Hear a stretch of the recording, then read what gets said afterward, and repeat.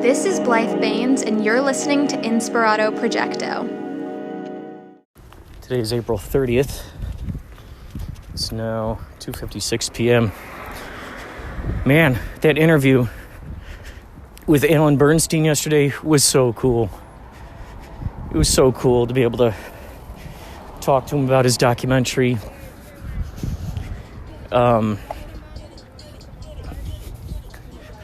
Just cool. It's funny out here in the median.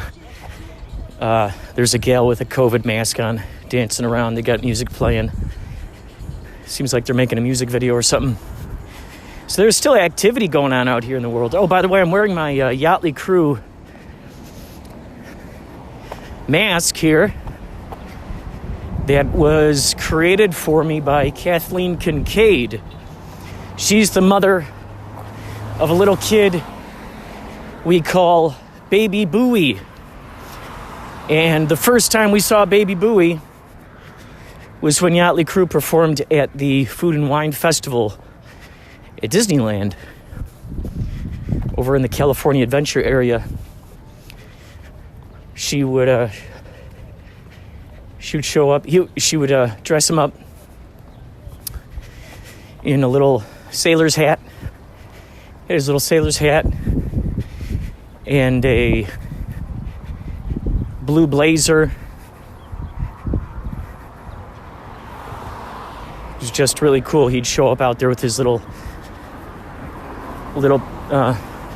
plastic guitar, and it's just really, really wonderful people. They ended up hiring Yächtley Crëw. Oh my God, there's a dude on his skateboard shooting down the street dressed like a speeder bike stormtrooper. Oh my God, that's brilliant. That is brilliant. Just speeding down the road. He had the mask on his head and everything. He's got his top half is the white armor, for the lack of a better word. His top half is the white armor. He's got the shoulder pads. It's on his back. He's got the helmet on his head. That's fantastic. Wow. So cool. So cool. I just realized, instead of taking a shortcut, which I usually do, wow, it's been a while since I've just been out and about. I'm realizing,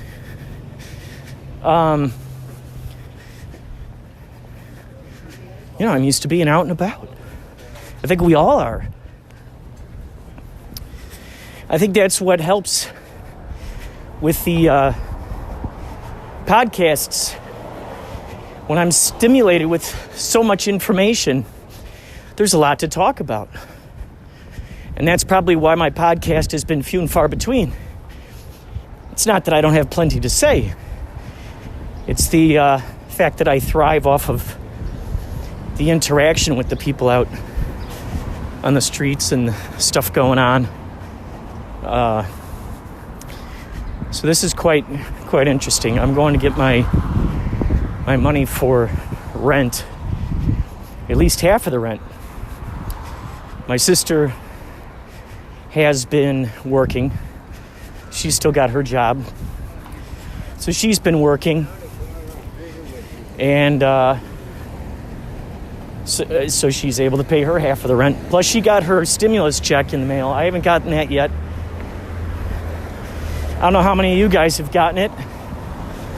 Have you gotten your stimulus check? What is that, $1,200? Something like that?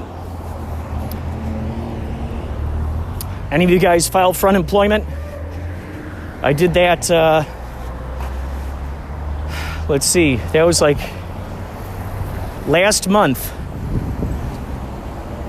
March? Yeah, March. Halfway through the month, I signed up for unemployment. I heard that gig workers could file for unemployment. And then I ended up finding out I think I got it.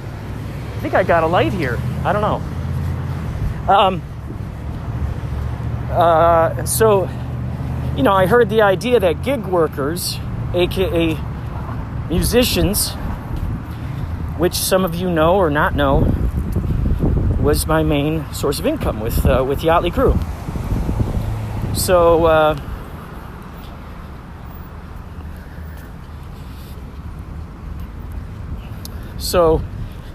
once all of our shows got canceled, there are no more shows, no more income. So I've been stretching out $200 in the bank account, stretching it, getting the essentials. Times like these, it really teaches you what are foods that you can eat or foods that you can buy that are non-perishable, can feed you, you know, pretty well, and you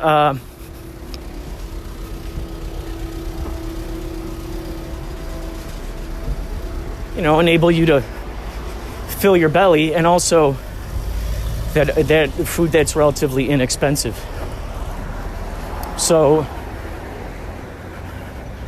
now is not the time to run out and get one of those, $40 Whole Foods cheesecakes or whatever special expensive gourmet items they've got for sale there these days. So it teaches you a lot. So I filed for unemployment. I heard that gig workers could file for it, and then I ended up getting a letter in the mail telling me that I wasn't going to receive anything, and I got very confused. So then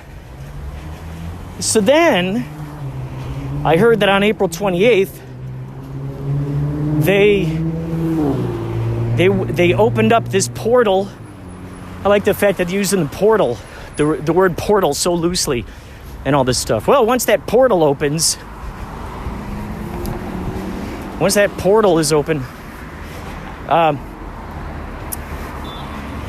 so that portal opened up April 28th, where they call it Pandemic Unemployment Assistance, PUA. I don't know how many of you guys have attempted to navigate the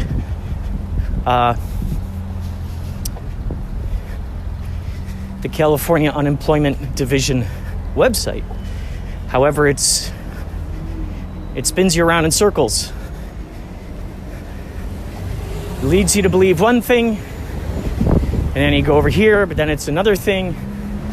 Just a whole series. It's interesting. They try to answer all the questions you have, and strangely enough, the questions that I did have were not on that site.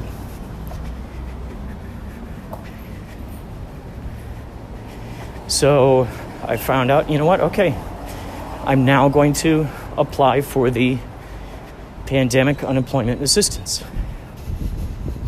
I've sent emails to my landlord letting him know, look, man, here's half of the rent.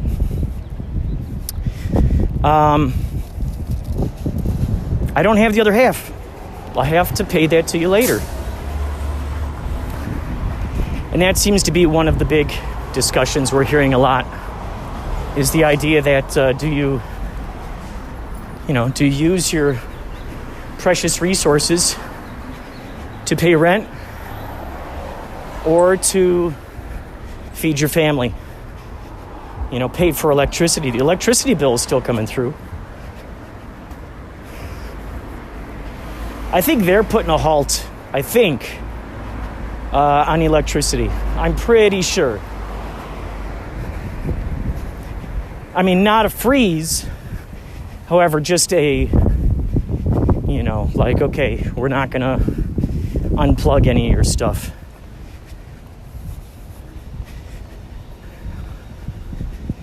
I don't know if this is like this in all places. However, in Los Angeles, there is I don't know if it's a law or what they would call it, a code, I don't know. There's basically a moratorium on evictions, so their landlords are not allowed to evict any tenants who cannot pay their rent. Oh, okay, here we are. We're at the bank now. I'll talk more later. It is now 10:02 a.m. It's already May 3rd. Wowzers. So, the past, I would say, 3 days, 4 days, I've basically been all day on FaceTime with my friend Samantha. You can actually hear, I've got a podcast. Well, I think I've got 2 podcasts where I talk to Samantha. If you search for Samantha Light, Inspirado, Projecto podcast, if you search for that on Google, it'll pop up. You'll be able to hear her. You'll hear our conversations we had when she was in town. The past few days, we have been working like crazy. Crazy.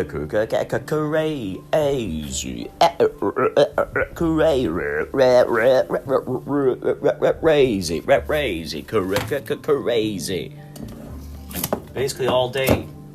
Basically at 8 a.m. And then last night we didn't go that late, but there have been a couple of those nights where we went till like 4 a.m. Started at 8 a.m. and then we go all throughout the day till 4 a.m. And we've been on FaceTime. I don't know if I've said this or not. And my sister made a joke about it. It's so funny. She goes, "Hey, what do? You look up at each other every once in a while?" And I say, "Yeah." But we stay on FaceTime. It's like we're in an office, a virtual office. It's great. She's there at her desk. I'm there at my desk. And all I got to do is email her the documents. No different than me being, in the office and handing her the documents. So we've been at work. And now my website with my art, pure art website, is up. cecartist.com.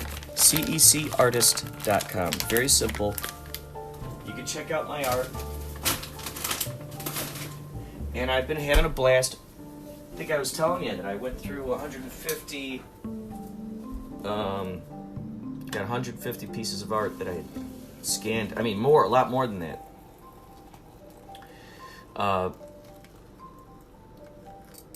That through the years. And so it's just crazy to look at this website and to see all these different pieces of art playing along with each other. And it's so much fun. I think you might have a blast searching around. Hold on, before I get any deeper within this, I'm going to check just to see if I've said any of this stuff already. Hold on.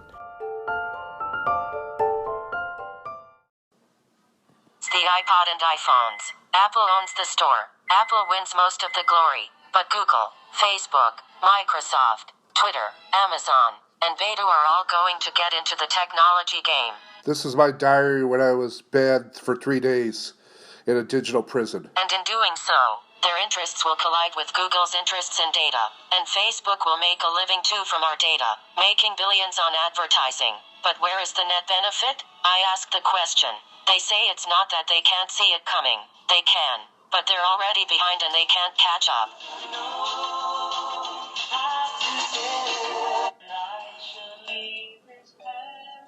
Facebook has me in a digital prison. Google but hates me. And this very book is part of the systematic distribution of knowledge through the noise and confetti of megaification and hyperinformation systems. The purpose of modern information systems is to harness, it's a word, our infinite intelligence by modeling information as Here's your fun fact. A single pair of cats and their kittens can produce as many as 420,000 kittens in just 7 years. a perfect reason to have your cat spayed or neutered. Stay tuned to Inspirado Projecto for more fun facts.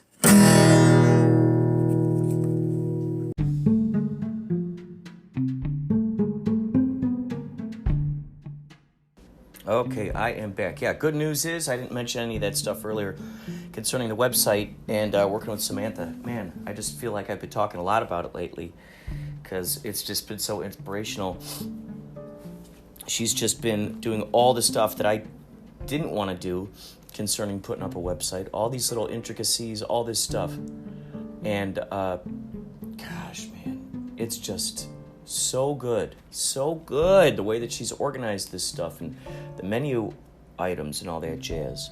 And in the meantime, I draw pictures of her poems because she's got some great poems. If you visit her site, Samantha Light, you visit her site, avoiceinmyhead.com, avoiceinmyhead.com, and she's just got tons of poetry up there.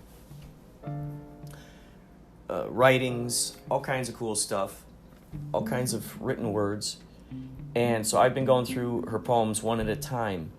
And while she's putting together my website, I've been drawing pictures that accompany her poetry. And then, I'll email it to her. I'll send it to her through the virtual office. She'll take a look at it. She'll say, I like it. Can you add this? Or what if this? Or can you make this monster's leg shorter or something like that? I'm like, absolutely.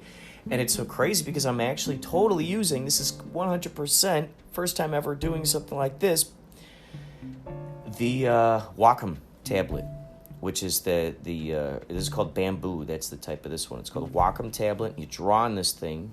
It's plastic. You draw on this thing. It goes on to your, whether you got Photoshop, you can use Photoshop. I'm sure you can use GIMP, which is like the poor man's version of Photoshop, free version. And then there's something I've been using like crazy called Sketchbook. Autodesk Sketchbook, I think it's called.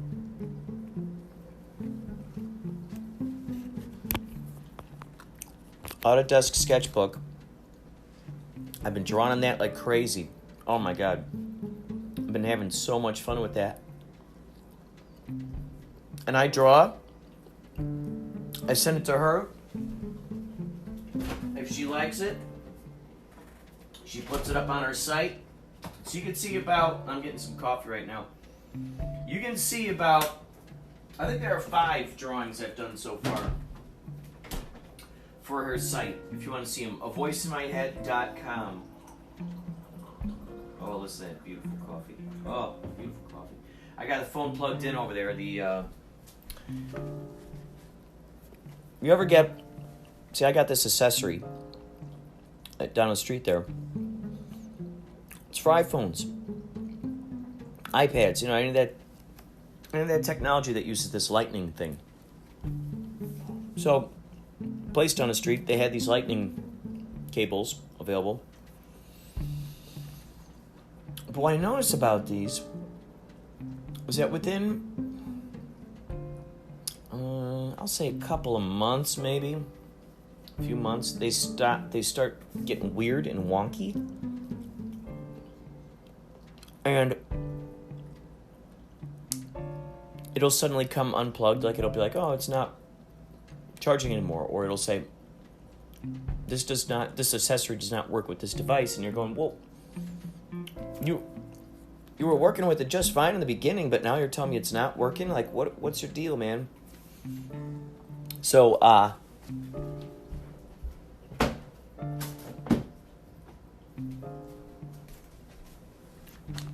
it's like the bait and switch, that old bait and switch term. It's like okay, you work already. And then, what? Now you're going to tell me you're not working? What the heck's going on here? Is that something I got to get a hold of? So that explains why I was on the other side of the room getting my coffee. But please, if you get a chance, check out cecartist.com. That's my website. If you want to see some of the art I've done for Samantha Light, go to avoiceinmyhead.com. Oh, this has been so satisfying. Reopening the art vessel. Oh my God. I have Mort Drucker to thank. Oh my God. You know, when he died on April 9th, that's what started me. Live streaming on Instagram, taking the suggestions, writing them down. Improvisation at its finest. And so, I think subliminally, since I was drawing things in real time in front of the eyes of these people, since I was drawing this stuff, I wasn't giving myself any opportunity to say no or, Kurt, you don't know how to draw that. Are you sure you're going to try to do that? I think because I have that as a frame of reference in my brain, it's just doing that right away. Bam! I did that, and then you build up in your brain, you go, well, I did that, I can do this. If I did that, I can do this. And you realize, oh, that's not a far stretch. Okay, let's try that. And then before you know it, you're like, what the heck? I'm drawing things I've never drawn before. Things that I would have spent too much time contemplating. It's so funny. There is no try, there is do, as Yoda says. Some people go, can you do this? All you gotta do is say yes. Because there is a way to do it. It's like you have to first believe in yourself that you can possibly do this thing before it reveals the magic that you have inside of you. Will you save the kingdom? Yes. You say yes, and all of a sudden you realize that you were born from dragon's blood or something, and you got all these superpowers. But you had to say yes to the quest first before you realized, oh, well, what? You're telling me I can see through things? Wait, you're telling me I can fly? Wait, you're telling me I can punch holes through walls? Wait, you're telling me I can read minds? Hold on. But you gotta say yes to it first. The next thing you know, you got all this. You open up the floodgates. I mean, I'm drawing animals. I was always straying far away from animals. Women.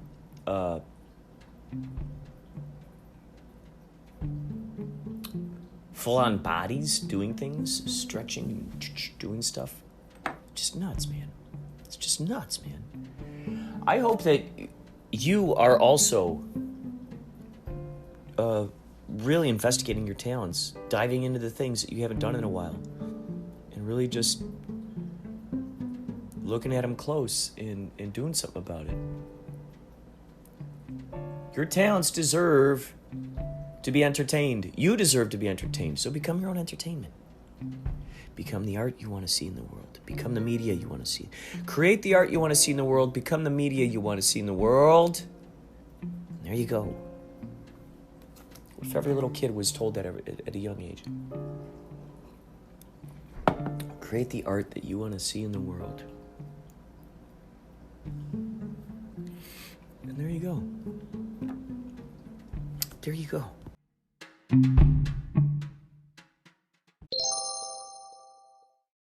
By the way, last night, Yächtley Crëw, which is, let's see, I know, we're usually all over the place here on this, on the 2nd, May, it's already May 2nd, 5-2, right? Here, check this out. This is Murky. He's a loud purrer. Okay, here, check it out.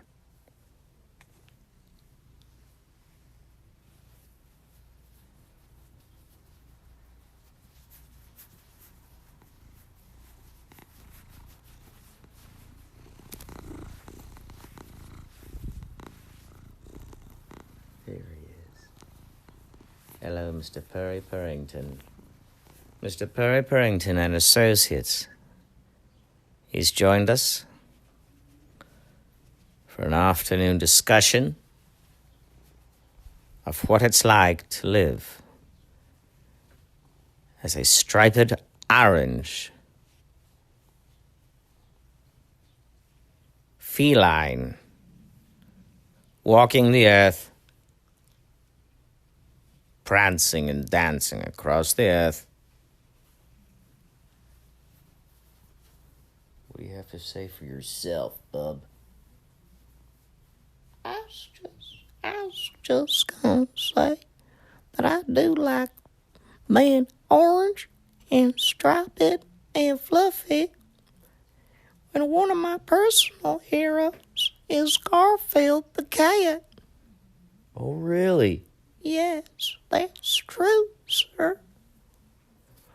I could see that. I could see the resemblances. Plus, you're drinking coffee. That's right, sir. It's my birthright. I have a consciousness just like you do. Therefore, it's my birthright to enjoy a very nice, tasty, and healthy and nutritious cup of Java. Oh, you like the Java, huh? You better believe it, sir. So what else do you like?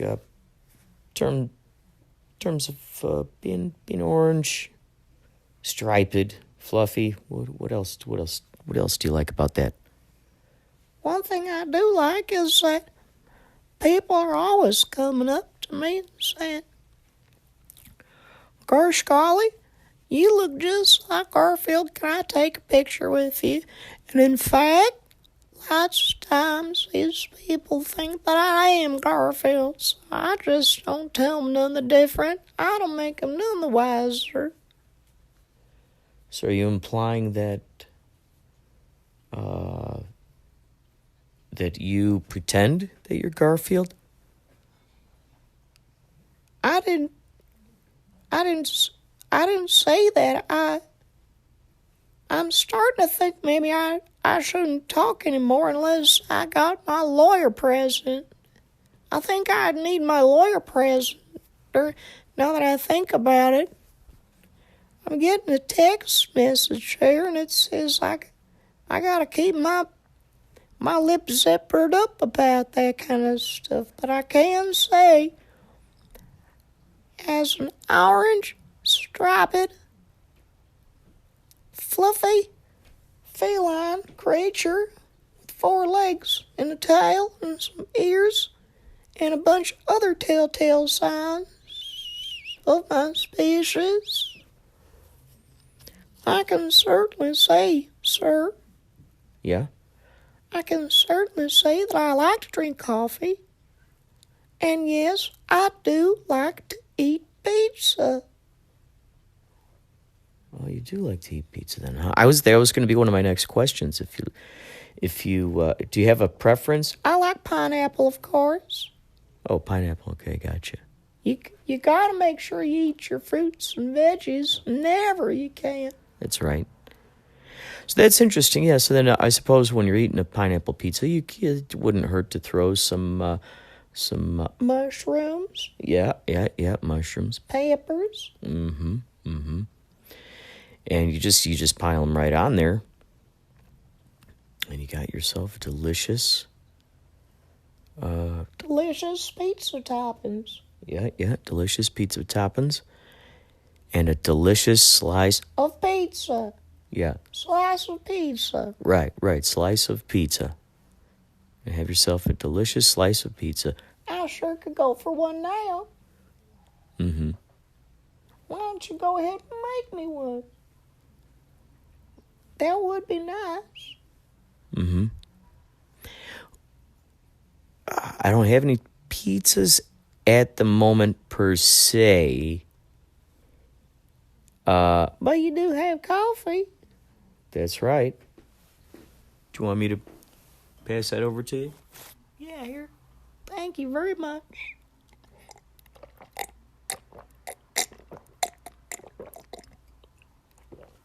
Oh, that sure is delicious. I could tell that a lot of work and a lot of effort went into getting those coffee beans. Oh, you can, huh? Yeah, what are you saying that I don't have a sixth sense? That's why the cats live 9 lives, because they got a sixth sense. Oh. So you're saying you're using your sixth sense to figure out... To figure out what's in this coffee and who made it and all that stuff. Oh. The village all the villagers, what they look like, everything about them. How many children they got, everything about them, sir. Oh. Huh. That's a really impressive talent. That, of course, that's what happens when you got a sixth sense like I does. Huh. Wow, that's impressive. That's right. It's nothing short of impressive. Mm-hmm. And it's not as tall as impressive. Oh, I got you, right. Shorter, tall, right. So that's a good... Yeah, as I was saying before, you rudely interrupted me. The villagers, I can tell, handpicked the beans because a lot of care and consideration went into them picking them beans. They worked very hard for that 5 cents a day. 5 cents a day? Yeah. How much did you buy this coffee for at the grocery store, if it don't mind my asking ye? Maybe around 7 buckaroonies. Was that before or was that after taxes? Oh, let's see. Well, that was after taxes. I think after taxes, yeah, if I do the math correctly, I carried the 1. After taxes, and around $7.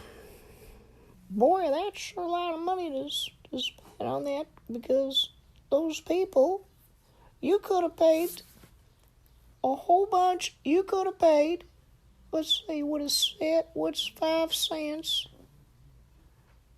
5 cents divided by 7. That's like 200 and something. You could have hired a whole bunch of people for $7. $7 could have gotten a whole bunch of people in 1 hour to gather up even more coffee than you would have bought at the grocery store on the shelf. It would have been like, 500 bags of $7 coffee. Whoa. So why do you suppose that they don't pay? If those guys are out there in the field and they're the ones who are, gathering all the coffee and bringing it in, dude, just doing all the hard work, they got to sit out there in the sun, I don't know if they have sunscreen. And then you hear that sunscreen isn't good for you. So it's like, what do you want? Do you want the sunspots? Do you not want the sunspots? If you don't want the sunspots, do you want the cancer that's given to you by the sunscreen or whatever it is that's bad, Yeah, I'm right there with you. Right. So anyway, they're out there. Why do you suppose they're not getting paid? They're the ones out there. I don't make the rules. I'm just telling you what I notice when I take a sip of their coffee. Okay. Thank you. Trust me. Trust me. I couldn't be more grateful than I am now. I couldn't be. Bless you, sir. Someone was out there to sneeze. Bless you, sir. So, does this conclude our interview with the striped orange cat? Well, yeah, because I want to go to eat something. Oh, okay. All right. Oh, thank you so much for stopping by.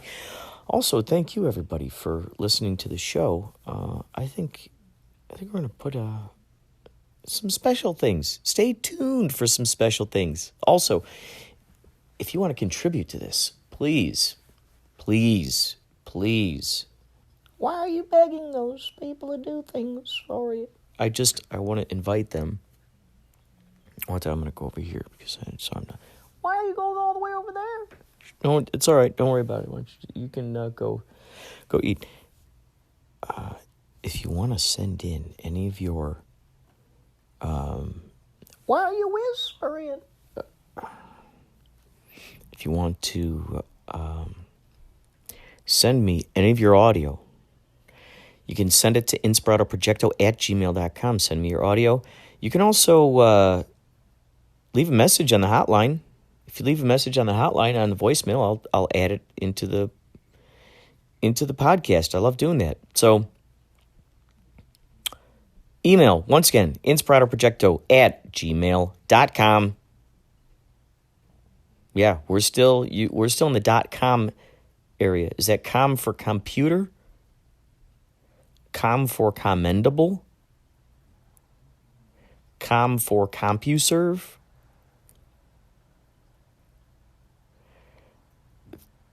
Limitless. What's the com for? What's the com? Communication? Interesting, communication. So when you think about that .com, it's communication. You never know. You never know. Do you? You never know which way it's going to go. In this instance, you go to inspiradoprojecto@gmail.com. Email me your audio. I'd say 4 minutes is pretty good. You can call me up on the hotline, 561-203-9179. Why are you yelling at those people? I'm getting excited. Well, calm down. Hold your horses. Calm down. All right. Hold your roll. All right. So, give me a phone call. Leave it on the message. 561-203-9179. 561-203-9179. 561-203-9179.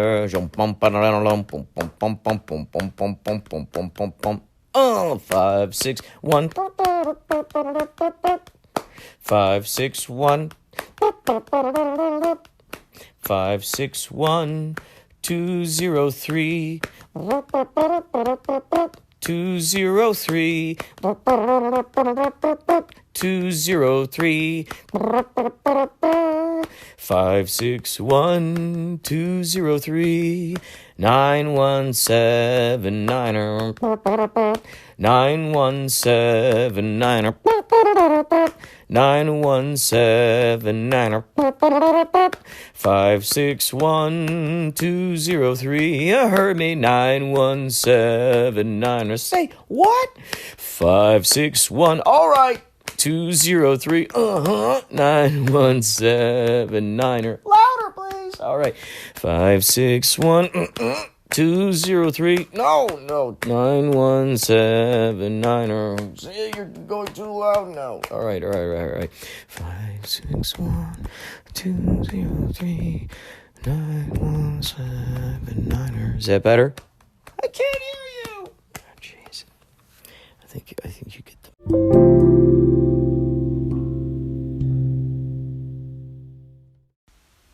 Hey Inspirado, it's Clay. I'm just wondering how you are. I'm not having a very easy time at the moment, but just wanted to check in and see how you are. Really, I haven't listened to any of your episodes for a while, so I'm going to try and listen to some of them now. Okay, bye. What do you think about the DNC Iowa hackers?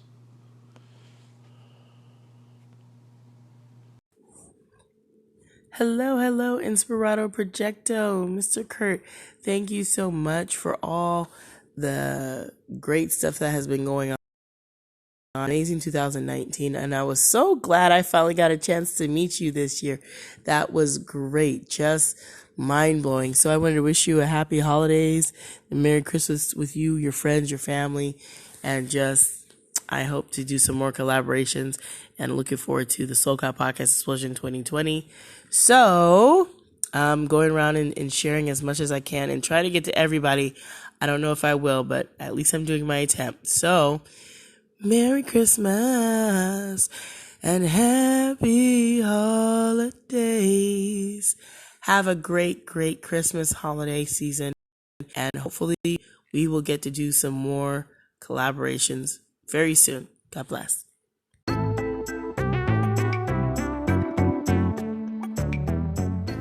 Thank you for those extraordinary messages, Clay. I am sorry to hear that things are not going well for you right now.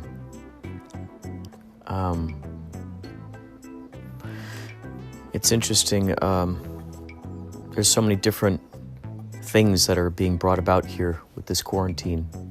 I frequently liken it to the idea of an hourglass being tipped over. And all the things that are on the top are on the bottom, and the things that are on the bottom at the top, everything's being mixed. It's like when you I don't know, like for instance, when I put hot chocolate into some water, you got to stir it around in there. There's this time where it all meets and it's like, and now so everything is starting to learn how to balance itself out, and many of us are left with just ourselves. We don't get to go out and hang out with the people we want to hang out with, and now we just are there, with ourselves, and it's especially tricky, particularly for extroverts who are used to being surrounded by people a lot. What's interesting is this is teaching us a lot about how to utilize this time and what kind of discoveries that are exciting, that enhance the imagination, extend the imagination, and encourage more imagination. Because I got to tell you, when imagination comes along, imagination to me is like the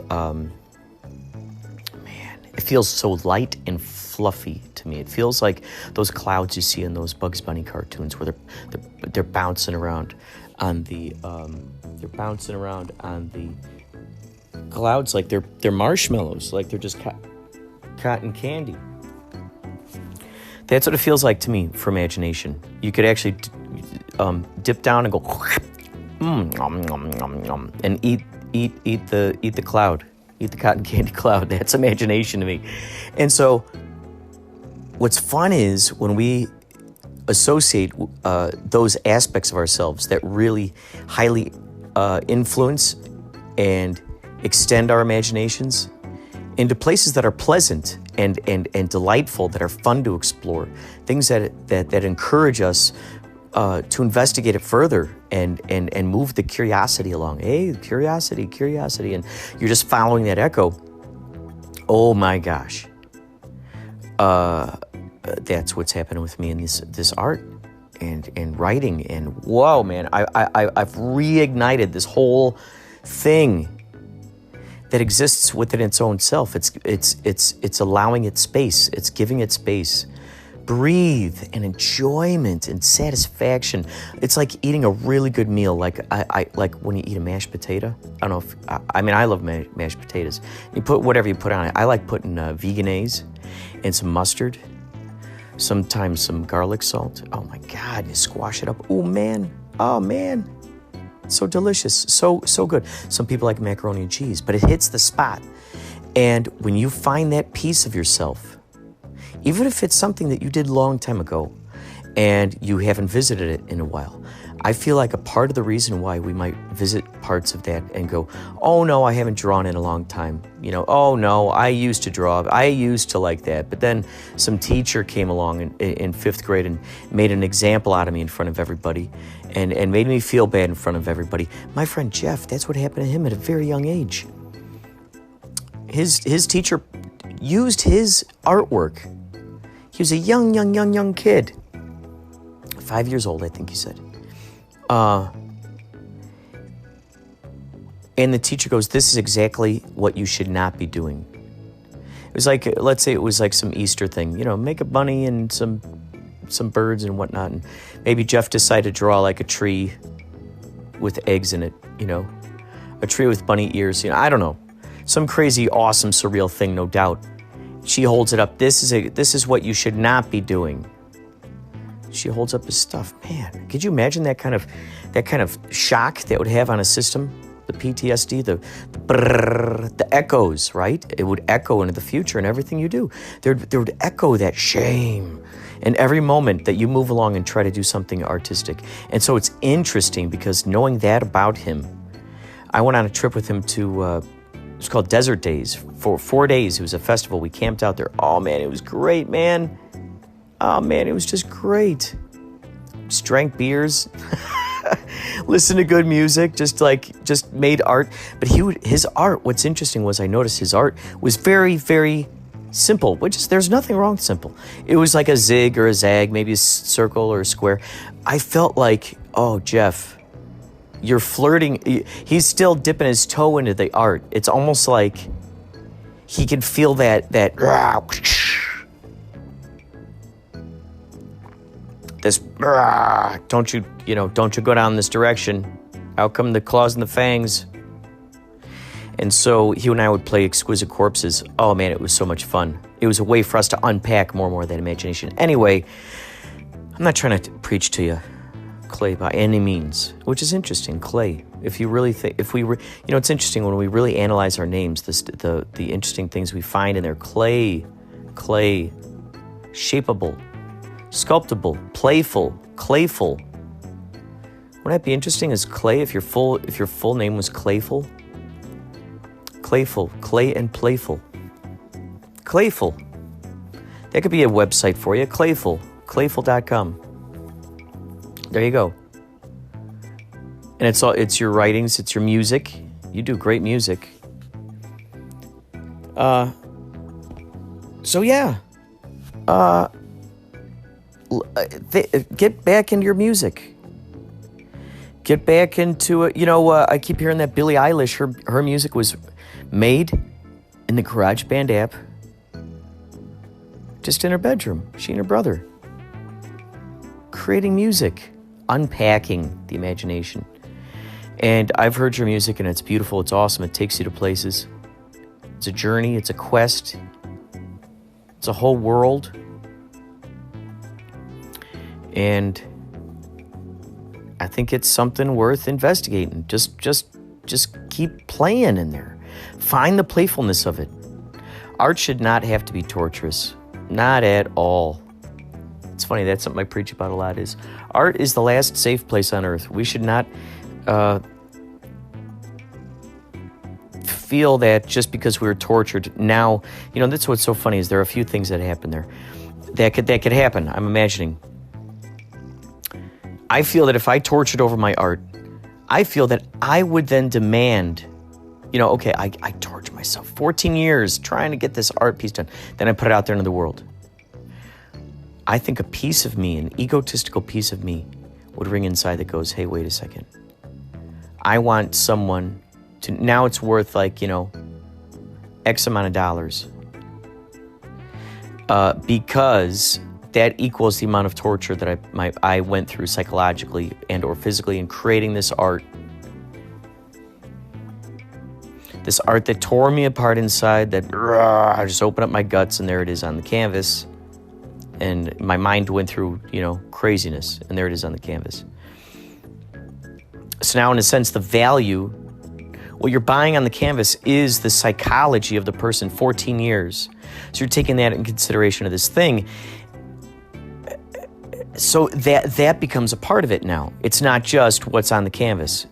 Okay, because someone could look at that canvas and go, that's not worth it. What is that? That's not worth it. Whereas another person could sit down and they go, wow, I'm not overanalyzing it. I'm not torturing myself. I'm not, having this authority figure. Think about this. If you were to look at yourself in the mirror, imagine this. If you wanted the best manager or boss or owner of a company that you worked for, what would be the best case scenario? Imagine that boss right now. Okay. Now, you are that boss. Now, if you wanted to have an employee of your company, what is the perfect employee that you would want to have in your company that could read your mind, where you wouldn't have to say a thing to that employee and they knew exactly what you wanted to get done? What would those qualities be? Okay, guess what? Now you're the employee. Isn't that interesting? It's shaking hands. You hear that satisfaction? Marky has so much satisfaction. He's so satisfied. So, become the employee that you've always wanted to have if you were in a position of being a CEO or the owner of a company and calling the shots, okay? See, think about this. Like all these queens we hear about through the ages. Maybe there's some nice ones, that were just nice, that didn't have to order people around and boss people around and rah, rah, rah, rah, rah. Because I don't know about you, but any boss I've ever had that I've liked was the ones that didn't boss me around. The ones that just enhanced what I could already do and made the job fun, So let yourself be that boss in terms of your art. And also, let's add another quotient. The audience. If there's a perfect kind of audience we'd want. Okay, now become that audience. Become one audience member at a time. Make one audience happy at a time. And most importantly, make that audience you. Get a kick out of it. You know all about all this. I don't want to make this a lecture to you. But Clay, if there's anything that I'm saying and what I'm saying, let's say, for instance, if I was the only audience you were making music for, would I not be worth your time? Would I not be worth your time? My praise and my appreciation for your music. So imagine that. Whether it's me or another person out there in the world, I'm sure you've gotten plenty of appreciation for the music that you've created. I'm sure you've heard from a lot of people. That equals all the unseen and unknown people out there. I mean, I just made a website, cecartist.com. My friend Samantha, she just was a huge fan on this art. And I'm like, what the heck? So I'm reimagining this art through these different eyes, through these eyes that have never seen this art that I've created before. That's your music. Make a music site specifically. Boom. Put it up there. The audioscape. We could have one thing that's your music and another that's singing your podcasts. We never have to quit an art form. Because ultimately, I think in there, we're thinking about some kind of judge, someone who's judging us. Who's like, I'm the one who's check marking or Xing off, here comes the rubber stamp. Schmonch. That's the sound of the rubber stamp hitting the paper. Schmonch. He was whisking through the wind. Schwansh. And the desk, boom, reverberating. You can imagine it. That's the big stamp of disapproval? No, come on. What's the approval? Let's go for that, Let's just go for... Where have we heard it from already? But really, you got to be the one who's approving it. And I think you already know which ones you approve. They're the ones that you're most surprised by. They're ones that just came to you like a flash. And I know sometimes we feel like we don't deserve it, do we? Sometimes we don't feel like we earned it. I think that's something I've confronted with. I'm hearing all this praise about my art, and I feel like, I don't feel like I earned it. Well, that's the best. If you're surprised by it and you're excited by it and you get a kick out of it, and you're joyful of this of welcoming this experience, whoa. That is what you're passing on to the audience. That's exactly what you're passing on to the audience. It's an unfiltered channel. Now the audience gets a chance to appreciate what you got there. Yeah. And Ms. Drake, I think it was so awesome to meet you. I think it's so great that you set that up. I think it'd be great. We could do a podcast explosion Zoom meeting. We could do a podcast explosion. I mean, this thing could grow. During this time, people want to grow. This could be the thing. The Los Angeles podcast explosion. And how cool is that? The Los Angeles podcast expansion explosion. Explosion expansion. Online, digital. It's the core and the excitement and all the love and those who showed up, the subatomic particles of the atom. We're sculpting that universe. So, we can do this visually. If you got to Skype, somehow the other day I did a wonderful interview with my friend Kimberly, and I think we did it through Skype. She recorded it, and she was able to upload it. And I think through Skype you can have a series of people. The Yächtley Crëw guys have recorded Zoom meetings before, and they've recorded all of us on there digitally. So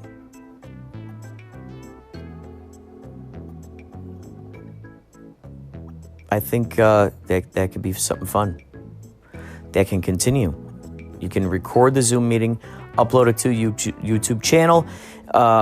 Use the whatever 1 minute. Use 1 minute promos on your Instagram, anywhere, all of your social networks. Then you get your Instagram hooked in with your Twitter, which is what I like to do, and then it automatically uploads it. So whatever I upload onto my Instagram, I flip over the thing, going to let's make sure we put it on Twitter too. So it goes. It's like you got it's like the A team. You got your people in the team, and they're all going, all right. I got it's like a high five. Okay, I got the Instagram part taken care of.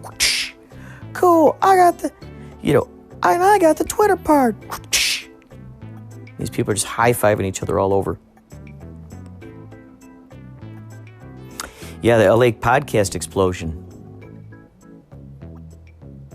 This could be a very, very fun thing. You could have podcasters write articles on the Podcast Explosion website. And the whole thing just keeps up, and then of course you can embed YouTube videos on it, I'm sure. Right up there. So you're embedding the YouTube Zoom meeting recording up on a website. So as people watch it on the website, it's automatically getting views on YouTube. There's another high five. All right. My gosh. I mean, we could get crazy with everything. We could do it in such a way where then TikTok. I don't know if you've used that app. Add it up on TikTok. Just any and all of these social networking. I heard that YouTube is going to be coming out in a month or two. YouTube Shorts. And they're going to be like TikTok. They're going to be like a TikTok type of service.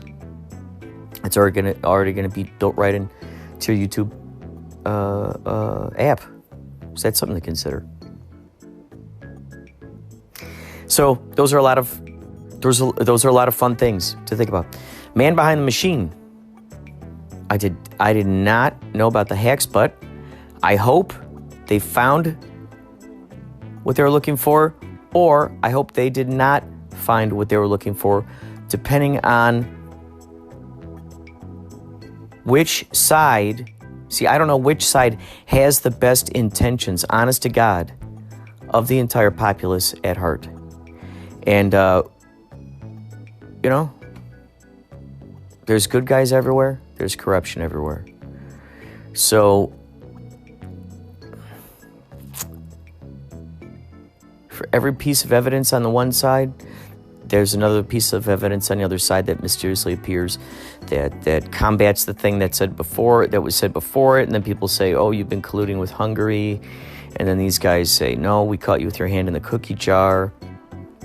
And then these people over here go, hey, well, this guy over there has been known to put his hands out all over females. Then you hear that this guy over here has been doing it for eons. Then you hear that this guy over here has secret documents pertaining to a conversation that happened.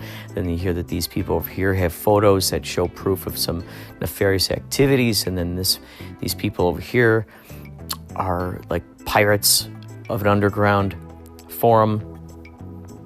And you wonder, okay, is this possibly a fake death scenario? And this is a channel and using a way to communicate with us, or is this something that is, once it's brought to light, is this going to put everything at a reset? We're going to get a cream of the crop here, where everybody's going to realize that the answer to everything is cooperation, collaboration, reciprocation. I want whatever news I'm looking at, I want it to reflect those aspects, because those are the aspects that are going to continue to reflect their ways through my thought patterns, through my biology, through my ecology, through even the things that I'm eating. It's going to affect that as it's coming into my body. So if I got some kind of things jangling around in my brain that are not serving my imagination, I got to tell you, it's like, whoa, man. I've been spending so many days, so many hours with Samantha. We'll be on, I think it's FaceTime, just on there, not even really looking at each other, laughing, making each other laugh. I'm drawing, she's writing, she's moving my website around. It's like, wow. And we're creating this world, and it's creating this momentum. It's just this like, wow. And I like weaving that awareness in with my dialogue, so that way it's little Easter eggs that people can follow the rabbit hole of Q, for instance, or they can follow the rabbit hole of the Pentagon recently releasing evidence that they know that, they've been aware of these UFOs. It's like, you guys, and why isn't this bigger news? This is like a redemptive thing. This is a vindication thing for those who have been abducted by aliens, those who have seen aliens, and those who have been called crazy by their friends, family, neighbors, social networks, et cetera, so forth. For knowing about the existence of aliens. Maybe they're former scientists who used to work in a lab somewhere, and they saw, or like Bob Lazar, Dr. Bob Lazar, the guy who saw the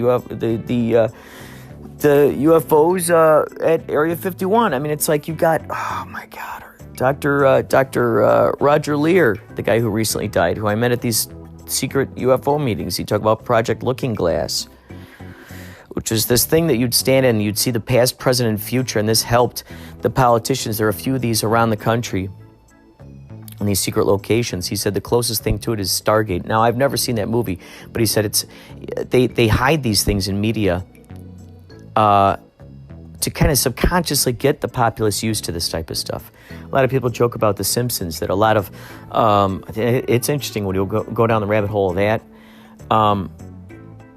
and you see, whoa, how did they predict this? So, were they warning us? Were they letting us know this was on its way? It's a crazy kind of interesting thing, because it's like, whoa, I'm getting warned about the future, but then what do you do if it's an inevitable future? Should I just sit back, relax, and just do my best to find satisfaction within that process of however, it unfolds, since it's already there? Like this Project Looking Glass. They'll be able to look in the past, present, and future, and sort of go, oh, all right, this vibe, at this particular vibe, it's heading in this direction, this is the way it unfolds. Well, okay, now let's look at a parallel universe version of this. Is Fermilab somehow involved with this? Is the particle accelerator, I almost called it LARP, oh my God, which is another funny thing that the world now knows more what LARPs are than ever before. But anyway, it's the big particle accelerator, that's downstairs. They're smashing things, and then just crazy rabbit holes with the flat Earth, the hollow Earth. I talked to a guy at the secret UFO meeting who had conversations with this special ops dude who's all these levels above classified. You can't even figure it out. You can't even figure it out. He himself has flown through the middle of the Earth. Okay, where he's looked out the window of the airplane, and he looks down through the trees and he sees woolly mammoths. He sees prehistorical creatures. There's a climate in there. I mean, you hear all kinds of stuff. I met a guy who has blueprints on how to build a UFO, who's met a doctor named Burris, can't remember his name. He was a doctor who was at Area 51 and had close encounters with an alien that they had captured there, and the alien had one day jumped on top of him, stood on his chest, and just looked right into his eyes and downloaded all of this information, communicated with him, just went downloaded into his brain. And it was through that, this guy that I met through, I forgot his name now, wish I could remember. He had met that guy, had close contact with them, interviewed them tons, and had these blueprints for UFOs. And I have these somewhere. These home, and I gotta somehow get a hold of. This guy is fascinating. So there's a lot of really interesting stuff that's out there. The Man Who Sees UFOs, phenomenal documentary. So anyway, Nico, I don't know if this goes so far off the rabbit hole trail. You know, it's like the things that are just right in front of us, chances are those are not the things that are right in front of us, and you know this. So you wonder, who's the puppeteer of the puppeteer of the puppeteer of the puppeteer? A lot of times we hear that it's the Anunnaki that are the top puppeteers of everything that's going on. Other times we hear it's these top 6, you know, these people. It's like they're playing a game of Stratego or Risk with us in the world. Could you imagine that? You have so much money that you're able to control armies and go, all right, well, I'm going to sink this thing that you own. Oh, that's just a minor flesh wound. That's just $1 billion out of my $4,300 billion. You know, oh yeah, you just sunk my island. Oh, yeah, that's no big deal. Okay. Well, if you thought that was funny, well, how about my weather machine that now does this to your crops? Your farmers are in big trouble, man.